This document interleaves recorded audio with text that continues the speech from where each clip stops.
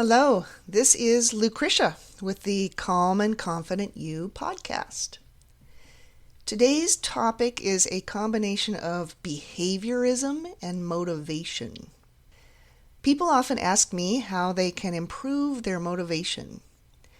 Many people struggle to do the things they should do for mental, emotional, and physical health. I also struggle to maintain healthy habits. I'm hopping on here today because sometimes I observe myself and I am amused at what gets me to do self-care. Today is one of those days that I am amused, and you may learn from my example, or maybe you already are better than me about being more consistent with self-care. Since I am a counselor, you might expect that I do tons of self-care and have really healthy habits. Well, I'm kind of a strange counselor because I don't journal daily, I don't meditate daily, I don't do daily gratitude lists, I don't stretch daily, and I don't exercise the recommended 5 times per week. Sometimes I exercise a couple of times per week, but not always. When I do follow through with healthy habits like I listed, I may be motivated by a benefit or by a discomfort. So my training in counseling is based on understanding behavioral psychology. When we talk about behavioral, we are talking about conditioned learning or learning through rewards and punishment. You may have heard of the legendary Pavlov and his dogs. Pavlov was a scientist working with dogs. He observed that when he brought their food out, they began salivating when they saw the food and before they began eating. He experimented with ringing a bell every time he presented their food.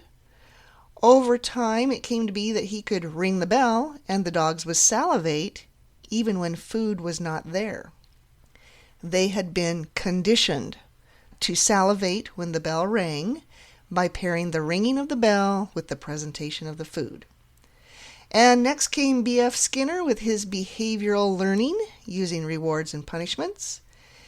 He trained chickens to do all kinds of crazy tricks using reward and punishment. Over time, our society has taken on the idea of motivating people, children, animals, using rewards. Human beings over the ages have used punishment to motivate others to do what they wanted. These days, there's a tendency to think that all punishment is bad and only rewards should be used. Well, the reality is that we all go through our lives learning from both rewards and punishment or consequences. As I said, I'm not very consistent at doing all of the recommended healthy habits we all know. Today, I am amused at myself because I became very motivated because I was in pain. Over the past few days, I have been having a moderate headache, which is not something I've had to deal with for several months. But our very nice weather in the 80s suddenly dropped down to highs barely reaching the 60s. This kind of sudden dramatic change in the weather is one of the things that causes me to experience a headache. Well, this morning I woke up at 4 a.m. and my neck and head were hurting in a most annoying manner. I tried to go back to sleep, but became so uncomfortable that I chose to get up and do some stretching. I would have rather stayed in bed and slept a couple more hours. But I turned on my little space heater and sat in front of it on the floor. I began my shoulder rolls and neck stretches. I ended up doing an all-over body stretching routine with leg stretches, back stretches, and neck stretches. About 45 minutes later, I had some relief from my headache. It was just a slight annoyance then, and I went back to bed for a little more rest. I joined a work conference call for over an hour, then I decided to go to the gym. Things are slow at work right now, and they don't want me to come in. So I ate a bit and headed to the gym. I spent about 30 minutes on the elliptical. I have found that exercise can get rid of or reduce a headache much of the time, though that is not guaranteed. Today I felt better after the elliptical. I did have to go to work in the later afternoon. Before I was able to leave work, I had a hollow feeling in my stomach and pain in my neck and forehead, especially on the left side. So this evening I will be applying some heat to my neck and doing some more stretching. The headache is showing signs of being a migraine, so I might take some migraine medication and go to bed early. Pain is a strong motivator in this manner. And here's another behavioral teaching. The removal of pain or something aversive is a reward. Rewards are not always receiving something pleasant. Rewards can be removing something unpleasant.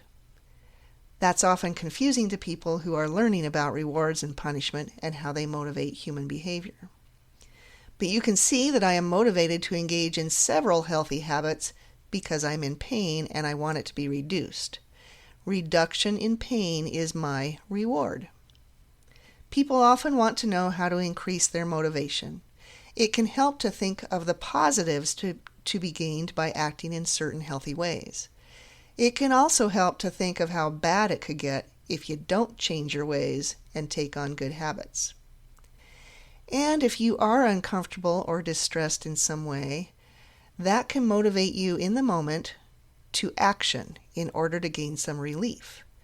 The trick is to take some positive or healthy action, not just a quick acting but harmful in the long run habit.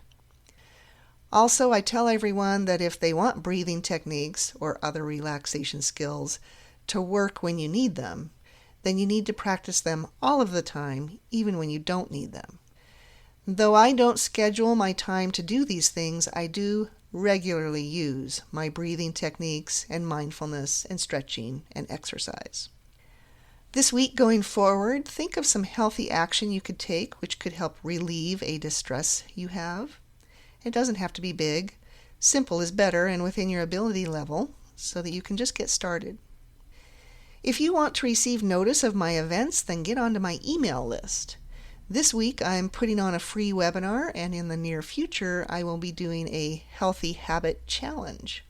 You can go to my website at ldonreed.com, LDONREED.com, and use my contact form to let me know you want me to add you to my email list.